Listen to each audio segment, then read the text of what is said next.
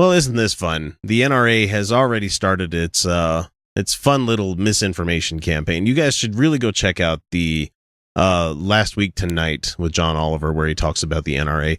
Very good stuff there. But anyway, I have a video here from NRA TV, and I'm going to laugh at the host name here real quick, because once you put yourself out there into the real world, like when you do media and stuff like this, you can be pretty much whoever you want to be. You don't have to be the guy that you were born as. Hence, doing the show, I call myself X. It's short for Exifer. Big surprise there, guys. It's not a big deal. But this guy chose to use his real last name, and maybe he's proud of it. I don't know. Just listen. You're watching NRA TV with Grant Stinchfield. Stinchfield. He picked a stinky field as his last name. Maybe he was born with it. Maybe it's Maybelline. I don't know. The fact is, the guy could have used any other moniker out there, but he chose to stick with the name that God gave him. Tongue in cheek there. Howdy, folks. Welcome to the program. Be wary of post-Las Vegas shooting polls calling for stricter gun control. The problem with these polls are that the majority of people surveyed are uninformed and don't own firearms. Now that... Wait, so you're telling me that in order for a poll to be accurate, you actually have to poll the only people that care about that thing? That's not how pollsters work. I mean, that's like saying that you only polled Trump voters to find out if they're going to vote for Trump. Don't you see where that kind of runs into a problem? We're talking about people out there that don't want more guns. They want to have limits on these kinds of things. But you're going to say that we can't do that? I mean, hang on, I'll let him say more. That is an important distinction. Those who don't understand the issues aren't the ones that should be making the judgments surveyed. That's not how democracy works, sir. That is definitely not how this works. And shame on you for thinking so. But that is exactly what the liberal pollsters want. When you ask people who you know nothing about firearms and the Second Amendment, and ask them to weigh in on complicated issues like universal background checks, waiting periods, and purchase limits, and gun... So what's wrong with those three things there? What's wrong with universal background checks? I don't have a problem with it. Do people have issues with this? I'm sure they do. The NRA wouldn't be speaking against it if they didn't. Let's see, mandatory waiting periods. Let's have those. Limits to how many guns you can buy. I'm not going to say you need to only be able to own like 2. I mean, if I had my way, nobody would have them to begin with. We'd have to have them stored at the police station, that kind of thing, like they do in other civilized countries. However, that's not going to happen in this country. But I wouldn't say that there needs to be a limit like 3 or 4 or something like that, though I don't understand why you would need more weapons than you can actually handle. And I'm going to catch a lot of shit from gun people on this. I know I will. There's a lot of you out there that think, no, none at all. None, no, nothing against my laws, my rights, ever. That's just ill-informed. The guy that shot up Vegas had like something like 40-something weapons and tons of magazines and tons of rounds. There's no need for that kind of stuff in a civilized country.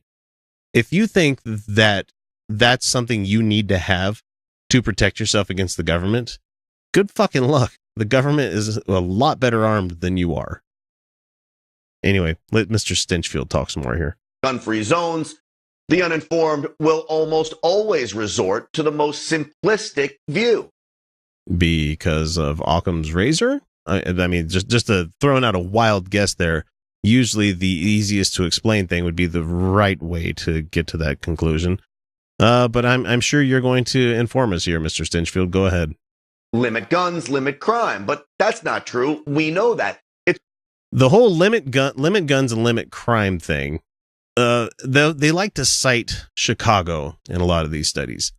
The thing with Chicago is you can go just right out of state, just right along the borders there and get your guns and bring them back in. Same thing with DC. It's not a federally mandated thing. And here's the thing. If you show up to a fight and you brandish the gun, it could very well be used against you. I don't understand how people think that, things are going to downplay the moment somebody pulls out a gun. It just escalates things. It's only the informed that realize that view is a falsehood. Utopia doesn't exist in a flawed and dangerous world. So now websites like Politico will trot out polls that say 64% of Americans want stricter gun control laws. I call bogus. The pollster told those people what they want. If they were to watch this program first, or allow me to explain the flaws in the strict gun control, the numbers would drastically change. Except, Australia kind of worked out. We're still tens of thousands of people dying by gun every year. Meanwhile, other civilized nations don't have that problem. And you want to tell me it's not the guns that are causing the gun deaths? What, you're going to say there'll be a giant number of people being run over by truck and people being stabbed with a knife and something like that? Problem is, those things exist because they have other uses. The only use for a firearm is to kill, or to maim, or to target shoot with, which is what you're pretending to kill or maim. It is a chemically created propulsion that throws a heavy piece of metal at fast as fuck speeds down the field. They exist to harm. A knife doesn't exist to harm. It can harm. A truck doesn't exist to harm. It can harm. And the funny thing with the truck is, the truck has to be licensed. You have to have a license to drive it. You have to have insurance on it. If we were to do the same thing with guns, I bet you would see a lot of this shit go away. I'm not saying get rid of the Second Amendment. I'm just saying be fucking smarter about it. In our pro-gun favor, they would. It's why I'm so committed to this show. If we educate one person, just one every day, that didn't understand the need for a strong Second Amendment, then I have done my job. A job that is to counter and expose the mainstream media. Go ahead with that, Mr. Stinchfield. Keep countering people. Have me on your show. I would love to have a reasoned debate with you. But I know that's never going to happen because they don't want to hear anything except their side of the story. That's why the NRA TV exists. They are a lobbying group, and this is just more fucking propaganda from the NRA. Go to hell.